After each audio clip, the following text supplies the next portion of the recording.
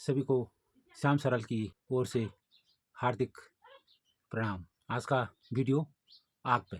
दोस्तों, आग को आप सभी जानते हैं, अगर आग कंट्रोल में रहे जीवनदायिनी है। जीवनदायिनी के साथ साथ विटामिन डी की पूर्ति और उसके साथ साथ नाना प्रकार के व्यंजनों का स्वाद देकर हमारे शरीर का सर्वांगीण विकास करती है। और अगर वही आग कंट्रोल से बाहर हो गई तो तबाही कर सब कुछ नष्ट कर देती है। ध्यान रहे, आने वाले फायर सीजन में जंगलों में आग न लगने दें, पर्यावरण की रक्षा करें, जिससे कि पूरा विश्व स्वस्थ रहे, स्वस्थ जीवन जी सके। आज का पर्यावरण संरक्षण एवं वनाग्नि सुरक्षा जन जागरूकता कार्यक्रम उत्तराखंड के जिला अल्मोड़ा विकासखंड स्यालदे के अंतर्गत राजकीय प्राथमिक विद्यालय चनौली में। तो आइए आपको ले चलते हैं विद्यालय में।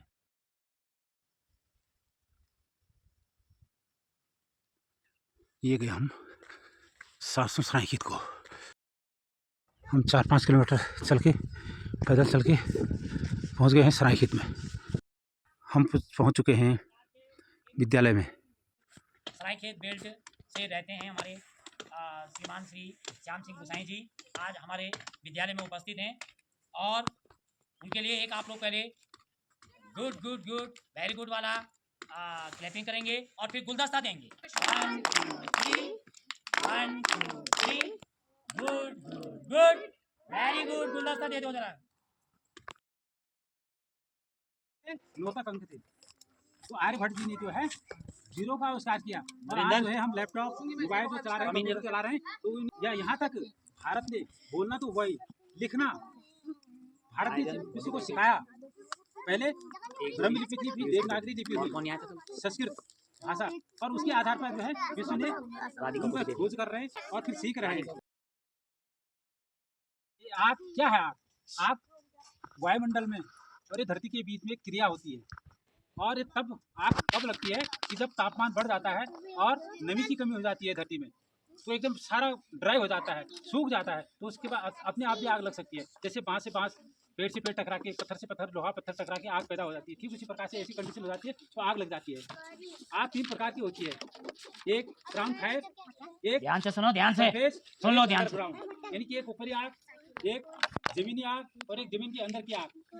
तो ऊपर की आग पेड़ में ऊपरी पर लग जाती है, ऐसे चांसेस कम होते हैं, परंतु और जो नीचे है, पेड़ जब जमा है, पेड़ सूखा, आग लगी और उसके जो नीचे जहाँ तक जड़ें हैं वहाँ तक धीरे धीरे आग जो है जमीन के अंदर प्रवेश किया और वो आग वहाँ तक, जहाँ तक ऑक्सीजन मिली वहाँ तक वो आग लगी। और इससे क्या, हमारी जो मिट्टी की उर्वरा शक्ति थी वो समाप्त हो जाती है, हमारे छोटे छोटे जीवाणु थे तो वो समाप्त हो जाते हैं, तो हमारी फसल पर भी प्रभाव पड़ता है, हमारे पर्यावरण पर प्रभाव पड़ता है, हमारी जो मिट्टी है, मृदा है, ये सारा दूषित हो जाता है, नष्ट हो जाते हैं। इसमें उसको फसल को उगाने की क्षमता कम हो जाती है, तो इसलिए जो है वो जमीनी आग भी खतरनाक होती है। सबसे ज़्यादा खतरनाक आग होती है जमीन में रेगती हुई चीज़ें जो जमीन में लगती है, आम आग, ये जो खतरनाक होती है। इससे 3 नुकसान होते हैं, एक व्यक्तिगत, एक सार्वजनिक, एक आर्थिक।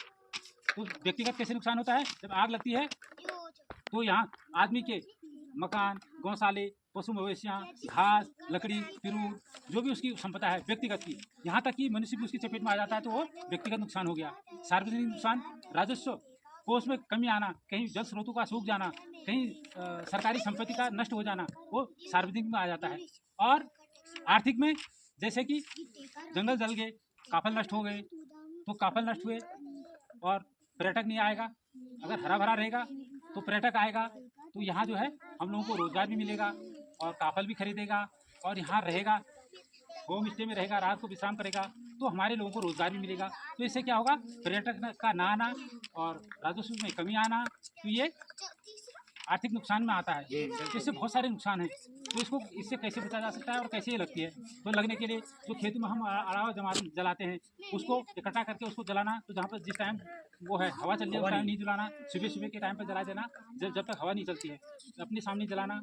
ये अराजक तत्व, जैसे स्कूल के बच्चे होते हैं कई खुरापाती, तो ऐसे लगा देते हैं, जैसे बारात जा रही है, किसी बीड़ी माचिस फेंकी, बीड़ी पिया तो ऐसे लग जाती है। तो इस पर हमको लोगों को जागरूक करना पड़ेगा, इस पर कंट्रोल करना पड़ेगा। और कई घास के चक्कर में कई दिशा टिपान वाले वो जला देते हैं, कई घास अच्छी उगेगी करके तब जला देते हैं। इस आग लगने से बहुत सारी चीज़ें नष्ट हो जाती हैं। कई प्रजाति हमारी जो है 75% प्रजाति जो है लुप्त होने के कगार पर है। ऐसा नहीं, कई वनस्पतियाँ ऐसी हैं तो वो दोबारा अब उगी नहीं रही, क्योंकि कुछ वैसे नष्ट हो गई, हमने संरक्षण नहीं किया, कुछ हर साल आग लग रही है। पिछले साल 2024 में देखा होगा आपने, सारे उत्तराखंड के जंगल धू धू करके जल रहे थे। तो इसीलिए अभी से तैयारी करते हैं। इसका सीजन होता है 15 फरवरी से लेकर के मई जून तक, 15 जून तक जो है फायर सीजन होता है, आग लगने का डर होता है। उसके बाद फिर बरसात का सीजन शुरू हो जाता है। तो इसलिए हमको अपने आप तो सतर्क होना है और आग नहीं लगने देनी है। अपने आस पड़ोस भी औरों को भी समझाना है, लोगों को भी जागरूक करना है।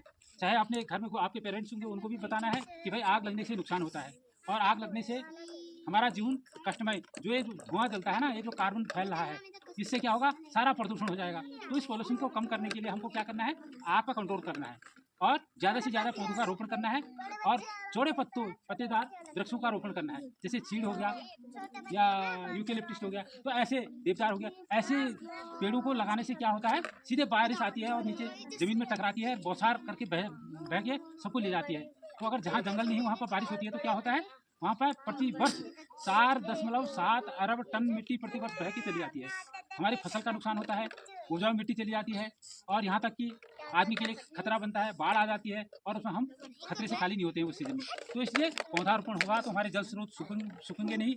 हम चौड़े पत्तों वाले वृक्षों का रोपण करेंगे तो क्या होगा, इनमें पानी टकराता है, फिर पहले वाले में जाएगा, फिर दूसरे में, फिर तीसरे में, ऐसे करके धीरे धीरे पृथ्वी जो है, धरती जो है, अपने बरसात के पानी को एब्जॉर्व करती है, पीती है, धीरे धीरे सोखती है, और हमारे जो जल स्रोत हैं वो पुनः जो है रिचार्ज होते हैं। तो धरती में नमी बनी रहेगी, नमी रहेगी तो हमारी फसल की पैदावार अच्छी होगी। तो इससे बहुत सारे फायदे हैं। हमारा जो पानी का पीने वाला पानी है वो शुद्ध होगा और हमारी धरती जो है नम बनी रहेगी।